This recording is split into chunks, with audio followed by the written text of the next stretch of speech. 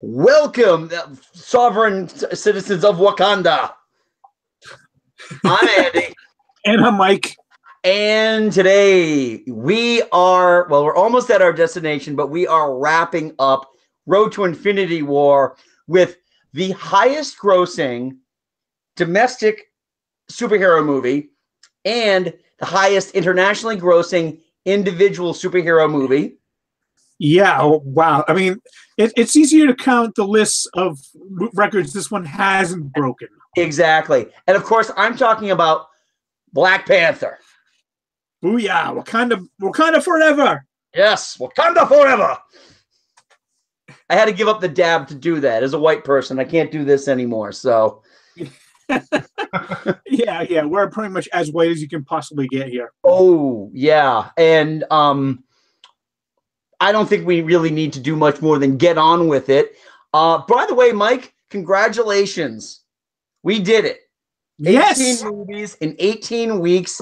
Even with the move, the week in advance move of Infinity War, we got them all. Yeah, we built ourselves in a little window there that we didn't realize that we were doing. We needed it, and I'm glad we did it. And we managed to get an Aruba trip in there as well. So, yeah. And we still get the episodes out on time. Yep. And I've got the red carpet premiere of the Infinity War going on right now. Nice. And I don't have the movie, so I'm just playing the poster behind me. Because the movie's not out yet. Exactly. May 15th on Blu-ray, though. Yeah. You can't even pirate this movie right now. I can't get this on Showbox. Dude, it's still in theaters. Oh, it's going to be in the top 10 still. Yeah, and it's going to be in theaters when Infinity War comes out. And it very well could be in theaters while the Blu-ray comes out. I'm fairly certain it will, which will be great because then all the diet racists can say, "Oh, you see, it couldn't stand up to Infinity War." Joe. 8 weeks later. So anyway, let's get into it. Mike, what works about this movie? I mean, T'Challa, Shuri, Okoye, and Killmonger. Yeah, I mean, Everett Ross works in this movie. I mean, Nakia. M'Baku. M'Baku surprised me. I loved M'Baku. Because white gorilla or white ape or whatever the hell they decided to call ape. Huh? Man ape. Sorry. Whatever the hell they decided to settle on in the Black Panther comic book series. Winston Duke is so good in this because he's very adversarial at first, but oh my God, when they finally let him talk and finally let him be in charge, it's brilliant. It is absolutely brilliant. When he threatens to eat Everett Ross and he's like, no, I'm kidding. We're vegetarians. It's great. I mean, this cast, there is not a bad performance in this movie. Starting with Chadwick Boseman. Chadwick Boseman, I'm convinced, can do anything. Yeah. He has done so much good in regards to, I mean, you think about all the characters he's played in the past. I see it. Yeah. You think about all the characters he's played in the past and all of the different things he's played. He's played James Brown. He came onto the scene playing Jackie Robinson. Right, exactly. He's played Thurgood Marshall. And to allow him to have this type of role. Now, we got a taste for this already in Civil War, which he was excellent in. He was the MVP. He was like the unsung MVP of Civil War. If you listen to me, he was the sung MVP because I loved him. I mean, I was so shocked they got such a well-developed character in as a secondary character. Right. Exactly. That is we've kind of decided not to refer back to the series that shall not be named, but yeah, a secondary character with the deep backstory that you want to see in a new movie. And that's the beauty of one of the reasons why Black Panther works. People loved his character. They got it right. Yeah. And this is one of those characters that could have easily, in less competent hands, have been handled, let's just say, poorly. Well, actually, speaking of competent hands, Another MVP of Black Panther, Ryan Coogler. Ryan Coogler is an amazing director. He took what I thought was a stupid idea, which was the sequel to a sequel to a sequel to a sequel of Rocky, and made a great movie out of it. Creed is a great movie. Ryan Coogler can pull that off. If you've never seen Creed, do yourself a favor and go see Creed. It is, I mean, basically, Sylvester Stallone was like, "No way in hell I'm doing another Rocky movie." They gave him the script. He read the script. Like, yeah, okay, I'm in. It is that good. It is amazing. I loved it. I think that the Chadwick Boseman is so good. He's very sincere. And what I liked about that was, did you see any of his stuff on Saturday Night Live when he hosted a few weeks ago? I did actually end up watching Black Jeopardy. He does great playing T'Challa, because he's just there, and he's an innocent, because Wakanda is really all he knows. Yeah. And he's seen bloodshed, though. He's not completely ignorant. He's seen bloodshed. He's seen corruption. But at the end of the day, he just wants to do right by his people. And I think that works really well with this movie. Absolutely. Another thing that really works about this movie is Michael B. Jordan. Oh, wow. I mean, when you talk about, like, villains in the MCU, you can count the really strong ones probably on a single hand. Yeah, he is absolutely on there, because he's a villain that even to white boys like us, we completely understand where he's coming from and why he wants to do what he wants to do. I agree. He's the thing I like about him is that he understands that it's not going to be pretty what he has to do to achieve his means. But this is a guy who has seen oppression up close. He grew up in South Central LA in the early 90s. Not South Central LA. It was Oakland. It was Oakland. Okay, I'm sorry. It was Oakland. My apologies. Oakland in the early 90s was not that much better. Oh, no, it was not. But, he grew up in Oakland in the early 90s. And I think the early 90s is a great time to begin setting the movie in with the characters, because racially it's a tough time. That's a Rodney King time. 92? 91, 92? That's a Rodney King time.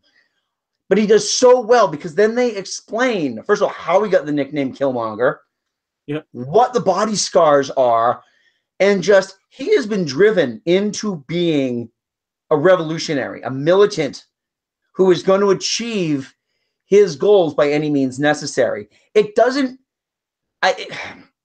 It's one of those great things that, like, on the morality scale, he's a bad guy. But you could totally see where he's coming from. Oh, yeah. I mean, up until the point where he starts, like, killing people, I'm like, this guy's got a good point. Like, oh, wait, but he's also a bit of a psychopath. So that's... Yeah, there's all those in the museum that started that. That's a knock against him, not going to lie. Yeah. But he's a great villain. You're right. I mean, Marvel's perceived villain problem ends with him. There are some very great villains in there, and we don't know really how Thanos is going to do yet. We've only gotten mere tastes of how Thanos is going to be. But realistically, it's Killmonger, it's Loki, it's Vulture. And I would put Zemo in there as well. Yeah. A lot of people sleep on Zemo. I think he is definitely he's one of the MVPs of Civil War. I get now I'm having difficulty just thinking about who that could be. The only other one that I would slide in there as she wasn't as good as I wanted her to be, but she was still very effective. Hela. Yeah. Yep. Hela's in my list too. But I mean, she's great. Then you get the women. One thing, something that works about this movie that I'm afraid people of our complexion are going to sleep on is how culturally relevant this movie is. This has got a cultural relevancy that is going to stay around for a very, very, very long time. The beauty is that kids like my coworker Donovan's son and Romeo's daughters and Will's daughters can wake up, and my friend Brian's daughters their son rather, they can wake up and know that there is a superhero, that people know who they are, not a sidekick, not warming pegs at Walmart, you know? You can buy costumes. You can be this character and feel proud that you are nobody's sidekick. Yeah, not, you know. Not only that, but you've got he's a king of his own country, and if you think Tony Stark is rich, yeah, oh yeah, T'Challa could buy and sell his ass. Not to mention, and I love this meme that I saw, is that girls in my generation got princesses. Girls in my daughter's generation get generals. Oh, jeez. The Dora Milaje? Oh, my God. Denai Gare, who I've known since Walking Dead. I don't watch no. I know you don't. And it took me a while to realize that was her because she doesn't have the dreads. So good. So strong. So stern. And I love the fact that you could tell it was breaking her heart that she had to follow the new king. You could just tell that was, that was her. Nakia. Nakia is a very strong character as well. Not weak-willed, not a damsel, which I think Marvel does a good job of. Marvel does a great job with the no damsels. Yeah. The scene between Nakia and Okoye, when she's trying to escape with Shuri and the Queen. Yeah. And they're confronting each other, like, come with us. It's like, no, my duty is to the throne. It doesn't matter who's on it. Right. But Nakia, like, my duty is to T'Challa and her family, because they're my family too. And then you've got Letitia Wright as Shuri, MVP, Hall of Fame debut. So much fun to watch. She's M, but she's more fun. No, I'm sorry, not M. Q. She's Q. Way more fun than Q could be.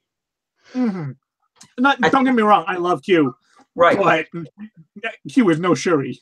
Q usually gets 1 or 2 scenes. She got in on the action. While she's in the lab, she gets to drive the car, the Phantom car. Yeah, and then she comes out with the sonic blasters there. Right. She's so good. And again, this is a teenage girl who is smarter than anybody. Yeah. So, I mean, this movie it has it all. And, culturally, genders, everything are just, there's a lot of representation in this movie, which goes to show also how easy it would have been to have slid Everett Ross, Martin Freeman's character, into parody. And that didn't happen. It would have been so easy to do. But when you're writing, and you're writing with, Kevin Feige over your shoulder and all that, I think that the synergy of having black cast, black director, black writers, getting that black experience down and making it be authentic, but still being like, well, we've got this one white guy here who could have been, but what if we had the vibranium? Oh yeah, I mean, one of the first scenes you see him in, obviously when you first see him in that casino, he comes off as like kind of this, like what you were saying, but dude, he takes a bullet for Nakia. Yeah, I mean that's why they have to take him into Wakanda, because he risked his life for my ex-girlfriend, maybe. So hell yeah, we're gonna save his life. Yeah, it is so good. Andy Serkis, I don't think people talk about enough. He was better in Age of Ultron, but I enjoyed him in this. I liked the sonic blaster. I liked that it wasn't a lampshade at the end of his fist. He was in both movies about the same amount. Yeah, pretty much. Yeah, I mean, there's. Yeah, I mean, this movie is unapologetically like black, but in the best way possible. And again, speaking as two white boys here, it does not, just watching this movie, it does not exclude you from getting into it. It goes out of its way to include you without making it seem dumbed down at all. Absolutely, this movie does. It is a very inclusive movie, and when you're talking about genre movies, especially in this day and age, to have something this inclusive is rare because I listened to a podcast earlier this week talking about the modern state of fandom. And it really does seem like, I don't want any more people under my tent. Yeah. It really seems like that is the thing. Okay, it's fine that you like say the new Star Wars movies. It's fine that you like those movies, but I'm going to only regard the first 3 and that's it. And don't talk to me about the other ones. And it's like, this movie, first of all, transcends superhero movies. It transcends genre pictures. It transcends the difference between black films and white films. And one thing I really mentioned, and again, kind of like shouting back to that diet racism when the movie was released, and that's exactly what it is. It's diet racism. People aren't going to come out and be overtly racist about the movie, but they're always going to find something that's like, well, someone else did this, and someone else did this. Someone brought up about Blade. I've seen 3 movies brought up that are like, well, they were the first black superhero. Blade, the 2004 Catwoman, and The Meteor Man, which came out in 1993 and starred Robert Townsend. What about Steel? Nobody ever counts Steel. Racists won't count Steel if you're trying to take down Black Panther.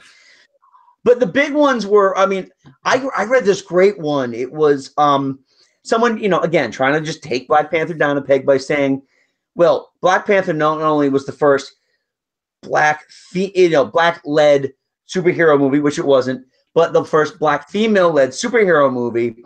And the writer said, no, this was a movie that was by committee. Her ethnicity played nothing into the character. It wasn't a thought. If Halle Berry couldn't have done this, we would have done the same script with a different actress. Yeah. Blade wasn't written to be an inclusive movie. Blade was a horror film that just happened to have a Marvel license behind it. And The Meteor Man is a comedy. Meteor Man is a spoof of superhero movies. Yeah, I mean, the thing about why people keep forgetting that technically Blade was one of the first ones is because nobody really realized at the time that Blade is a comic book character. Right. Blade is one of those movies now that people bring up, and I'm like, please stop. Even if they're just bringing it up as like, it was the first Marvel movie. No, please just stop. Technically, you can be right. Technically, nobody regards it. It's X-Men, and it has nothing to do with the color of the guy's skin as the fact, but it's Blade. Don't get me wrong, Blade and Blade 2 certainly. The whole film, Blade 2 is the only good one. The first Blade had moments. It wasn't bad. It got me there. All right. Dare we talk about what doesn't work about this movie? Yeah, I do not think it's a perfect movie, and I do have a slight issue with it. I mean, it's not really an issue, but it's more of a up until when they get to South Korea. The whole opening scene where he's taking down all the trucks to free Nakia, and the fight on the falls where he becomes king. All that part is a good superhero movie, but it wasn't a great superhero movie, and it wasn't a great movie. It was just a good superhero movie. Well, I think for that one, it's foundation building. You kind of needed that. You had to understand that he wasn't king just yet. You needed to know the process, because the process does come back. Yeah. Chekhov's blue rosebud comes back later on in the movie. So you do need to have that establishment. The Korea stuff is great because I just felt like I was watching Casino Royale again. It's very, very similar to Casino Royale. Oh yeah. Here's my quibble. Okay, again, I don't think it's a perfect movie. Quite honestly, in my pantheon of Marvel movies, it is my number 6. Now, again, it's not a knock. It's again, where it checks the boxes in my list. Number 6 out of 18 is still a very respectable spot, considering how tight that top 10 is. My quibble is more about the third act. They stumble a lot in the third act. Eventually, they stick the landing. So this isn't like Wonder Woman, where you could completely remove the third act and it's a perfect movie. But because don't get me wrong, there are parts of Wonder Woman's third act that I really, really like. Okay, I didn't like David Thewlis, and I didn't like most of that scene. I thought David Thewlis could have been better. Ridiculous. It could have been done better. But the CG, I understand. No. But the scene between her, I'm not going to go into spoiler here, but what happened to Steve? Yeah, that is great stuff. Yeah. That is great stuff. But in this movie, the third act is really that battle, the battle between the tribes, and it's it's a little overproduced, and it really begins to feel reminiscent of the final battle in both third movies in the Tolkien series. There's a lot going on, and when the armored rhinos start showing up, and I leaned over to my wife, and I'm just like, holy fonts. Like I said, that opening part I thought was good, but not great. And then once it hit South Korea, it was great, and I loved the rest of it. Parts like the rhinos and some of the fight scene between the two Black Panthers, I thought some of the CG was a little dodgy. It wasn't egregiously so. I still enjoyed the heck of it.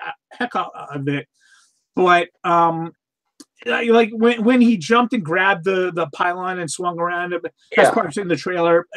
The CG in the trailer is pretty much the CG was in the movie, and I mean, it doesn't look unrendered. It doesn't look sloppy, but it doesn't look crisp either. Exactly. I think that's something like if you go back and you watch some of these MCU movies again, I really noticed it more glaringly very recently when I went to go watch Age of Ultron again. Some of the stuff with Black Widow and the Hulk doesn't look like it's on the same plane of existence. Yeah. And that's the same thing with this. Now, with that said, there are some great parts to that battle. Soldiers, just the formation and everything. It's just their fight choreographer must have had a great time doing that. And I mean, the climax to the battle between Killmonger and Black Panther, I thought was so beautifully done. I not only think it was beautifully done, but the finale of that, the resolution to that works. It works perfectly. Works so well. It's a nice crescendo, and it ends the movie where it needs to end, and the resolutions that are made. And again, if you haven't seen the $1.6 billion grossing movie, I'm not going to spoil it for you, but it ends where it needs to end, because leading up to my next question, how does this fit into the overall scope of the MCU? This is your second jumping off point. Last week when we talked about Thor Ragnarok, that is the first jumping off point. That is the introduction of Thanos. The majority of these trailers have shown Wakanda as a prime battlefront. Which is pretty good marketing considering how much money Black Panther is making. Oh my God! You should. I can't remember. I was watching. It was Agents of S.H.I.E.L.D. And the commercial. I was like, the second I saw the Infinity War trailer, I didn't skip over the DVR stuff. And when Okoye was talking about, opening up Wakanda, she's like, I thought maybe we'd get a mall, maybe a Starbucks.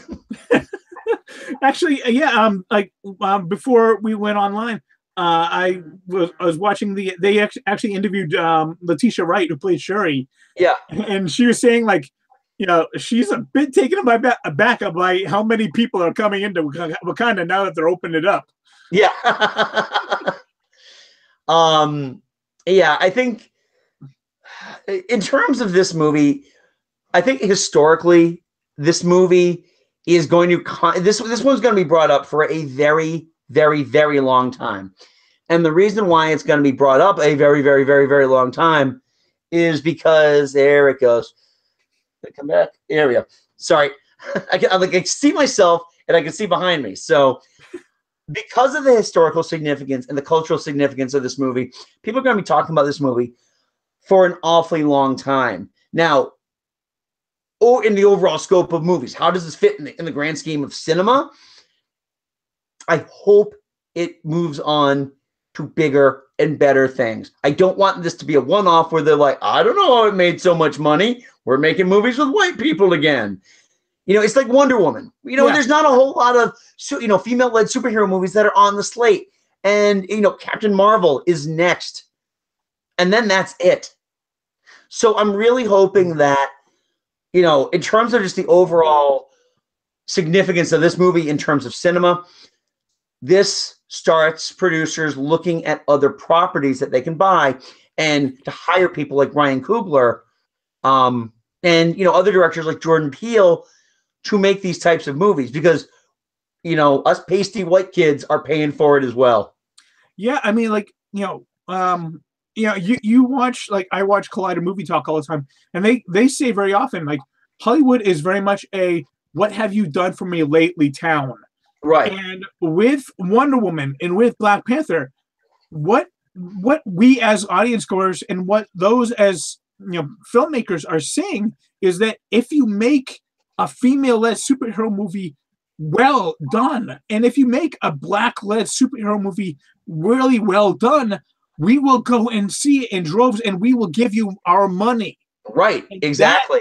That is the key. So I'm hoping what all these big time producers are gonna be like, maybe we should make more good women-led movies and black-led movies. Exactly. And the beauty is of this too, and how successful these movies are when, again, butthurt white people can't let anybody else have anything nice, and then they start to crash. They want to crash like the Rotten Tomatoes sites. And I just read this today. Rotten Tomatoes isn't having any of that. Oh yeah. If you are not verified through them, you are not posting a review.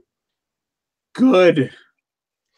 That is going to make, if you don't like the movie, fantastic. But don't like the movie for certain reasons. Don't like it because it didn't speak to you. Don't like it because it just wasn't your type of thing. Don't like it because you just don't like this type of genre of movie. Don't like this because, there should have been more white people in Black Panther, Make Black Panther white again.